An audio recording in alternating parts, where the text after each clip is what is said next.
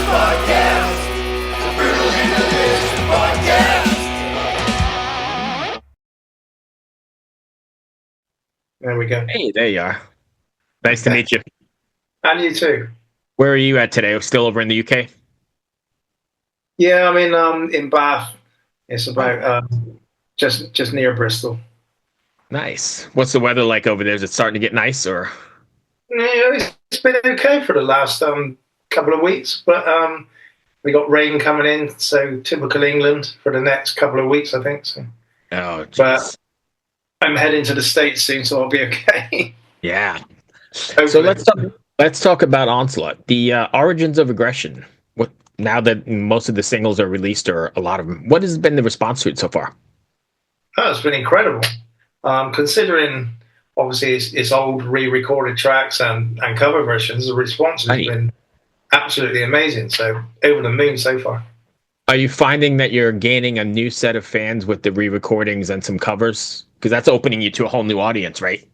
Yeah, I mean it was kind of the way we were thinking as well. You know, there was obviously a purpose behind the whole album to celebrate the 40 years of Power from Hell, but at the same time, I think we're opening ourselves up to, as you say, with the re-recordings. There's a lot of younger fans who probably haven't heard those tracks recorded that way, or even heard those tracks maybe before. And of course, with the covers on that side of things, a lot of punk tracks. So I mean, obviously, we started out as a punk band, but that was only in the first couple of years, you know. So I think hopefully we'll have a good crossover appeal with this record.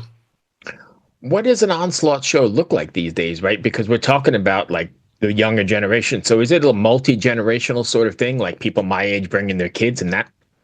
Yeah, it's amazing. I mean, we've been very lucky, very fortunate as a band to be able to keep all our old fans and bring a lot of new fans along on the journey, you know. We've got parents bringing their kids, as you say, but there's a lot of new generation thrash metalers coming to the crowd, and especially at festivals, you know, it's because you get to expose the band to a whole wider audience of who are into different genres and different ages, you know, so that helps massively. And yeah, we're doing real good at the moment. In what ways do you think the lineup changes, you know, recently or over the last couple of years have influenced the band's sound and contributed to the success of the band overall? I would say this is the best lineup we've ever had. I mean, we have some exceptional musicians in the band right now. And it enables us to push the band musical styles to the extremes, you know, because everybody in the band can play absolutely anything. So whatever we come out with, however extreme or however difficult, it's kind of a walk in the park for the guys in the band, you know. And that's cool. They got loads of fresh ideas, and they chip in with the writing with me, and they're hungry, you know. But we've got an absolutely phenomenal drummer who allows us to do absolutely anything, you know. Whatever we come up with, he's got a part for it. That's great. Do you ever feel like you're pushing the limits too far? Is there any kind of conscious thought to say, hey, my listeners might not take the journey with me if we go this extreme or this far? Or do you just do it and hope they come along? No, I mean, we've been very fortunate as a band to be able to cross genres in metal. We can play black metal festivals, we can play death metal festivals, we can play mainstream festivals or thrash festivals and still go down an absolute storm, you know. It's kind of weird because we played some real deep black metal festivals, you know, and it's kind of, how are we going to go down it? But Power from Hell was a big influence to a lot of the bands back then, you know. Right. And we get a lot of acceptance, so we seem to be given that much more room to expand our horizons a little bit. But we never go and do anything silly. We always stick within our remit, you know, right, of what works for Onslaught. We never go outside those boundaries because I wouldn't feel comfortable doing that. We did it once and it didn't kind of work.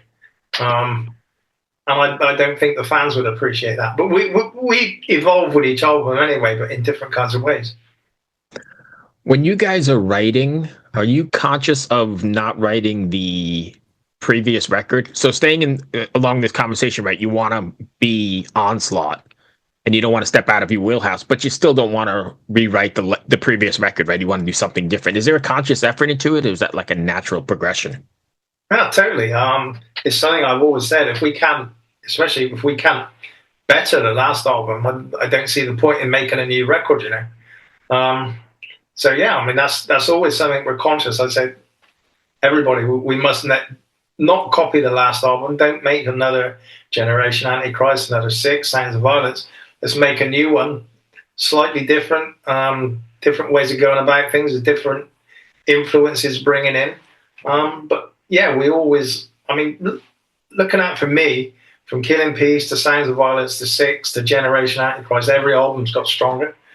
It's a challenge. And we're faced with that again on the next studio album we were got to write actually. Is that how? And this may not. I don't know. I'm just going to say it, but is that how you're going to know when it's time to call it a day? Because you've been at this a really long time. Is that going to be like your barometer? Like, hey, I can't improve on that last one, or how will you know? Yeah, I think that's a valid point. I think. If you can't write, if you're not happy with the songs and if they're not topping Generation Antichrist to me, it becomes a little bit of a problem. I mean, I love the songs on Generation Antichrist. It's going to take some topping for us, I think. So yeah, I mean, if we're not hitting those levels, I think it becomes an issue that we would need to address one way or another. You know. I couldn't stand to release another record that wouldn't stand head and shoulders with Generation Antichrist. Right. Fair enough. Is there something you want your fans to walk away from after listening to Generation Antichrist? Is there like a message or a takeaway?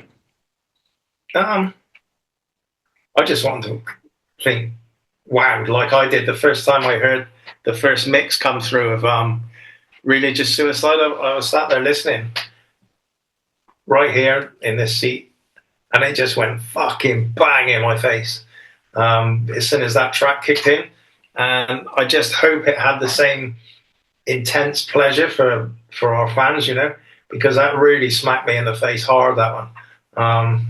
It was just blew me away. And I think it blew everybody else away in the band, because you got this creeping up intro and all of a sudden it just hits and it was like, wow.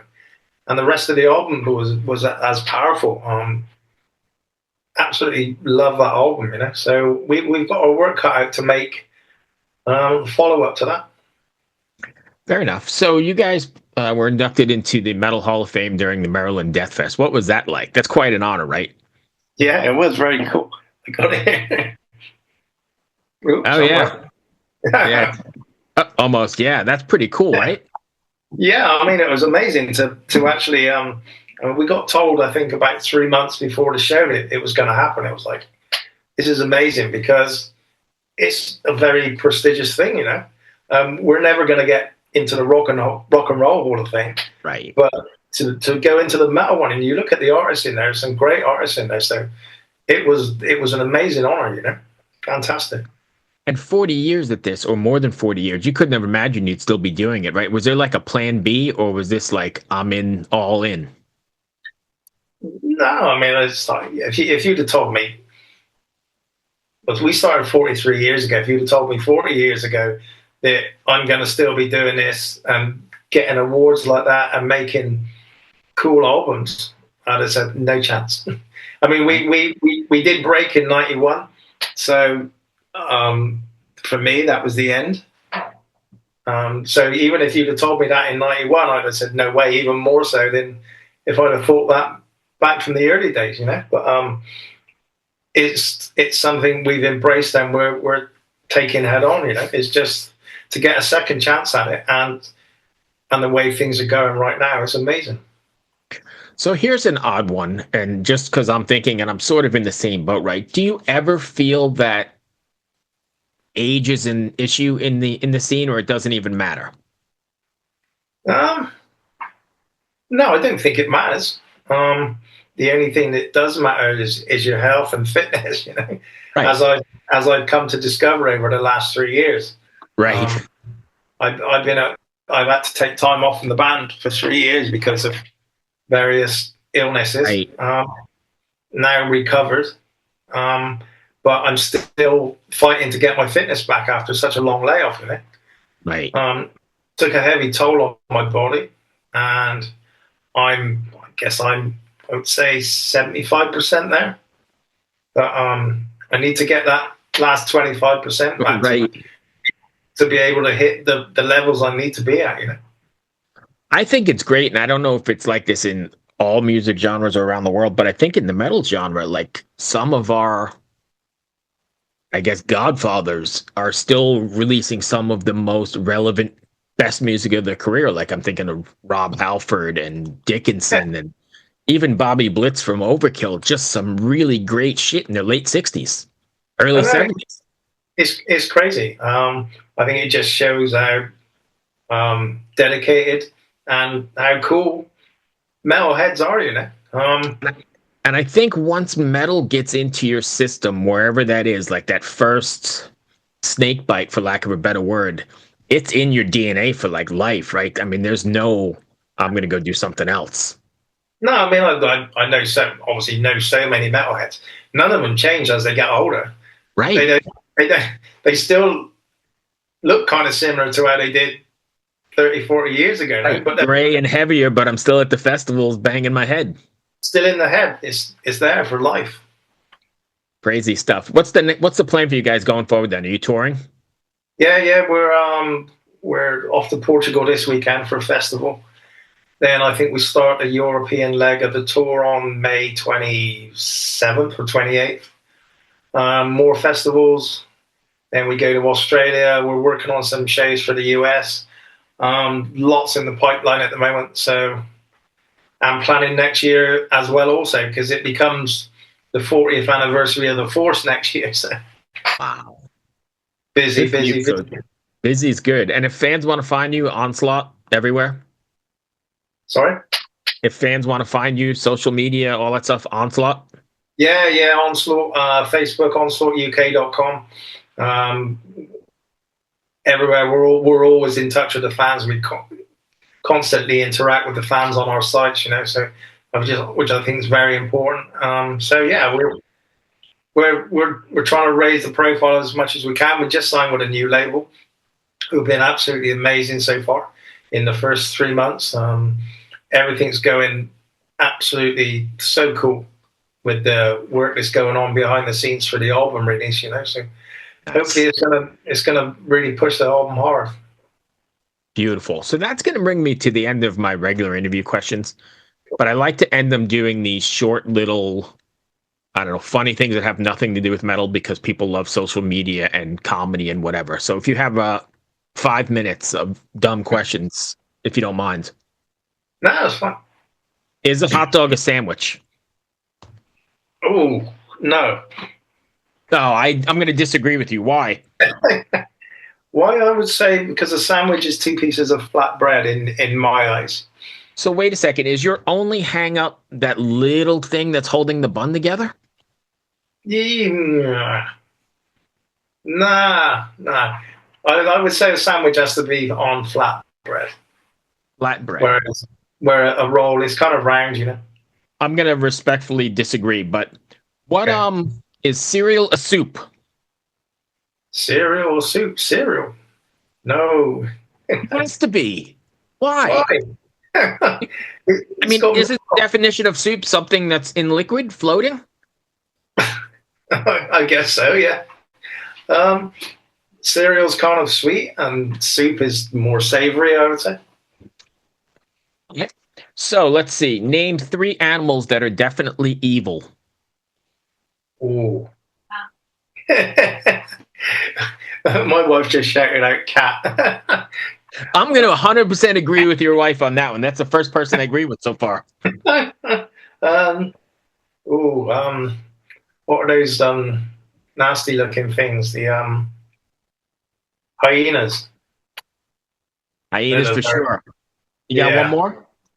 Nasty things. Oh, kind of emus or something like that. I like emus, but okay, I'll go with that one. One more for you. Name 3 reasons a dragon would make an awesome pet. Dragon. Oh, I could set fire to people I didn't like. I like that one a lot, right? Any burglars or anybody coming in the house gets roasted. Exactly. Dragons are kind of cuddly. If they're small. Be nice. Curl up on the sofa with your pet dragon. It'd be nice.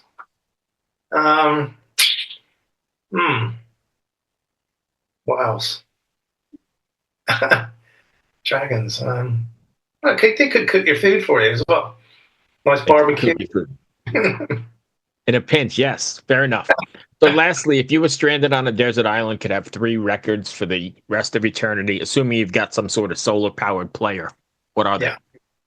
Never Binding the Bollocks, Sex Pistols. Hear nothing, see nothing, say nothing, Discharge. And the third one.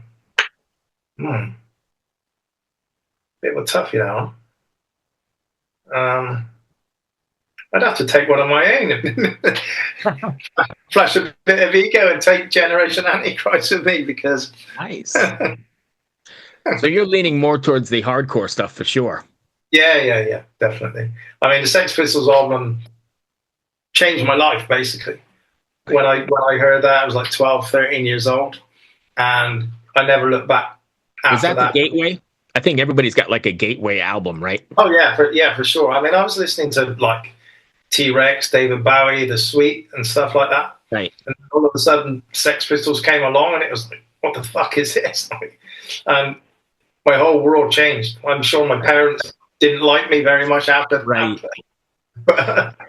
That, for me, it was Diary of a Madman. That was the one that, I remember buying it, throwing on that first needle and went, holy shit. And then life's never been the same. Yeah, exactly. Same for me. When Holidays in the Sun came on, the Sex Pistols album with the marching boots and stuff, it was like, wow, this is like different level. Thank you so much for your time. I appreciate it. Hope that wasn't too bad. No, I really enjoyed that one. It was good fun.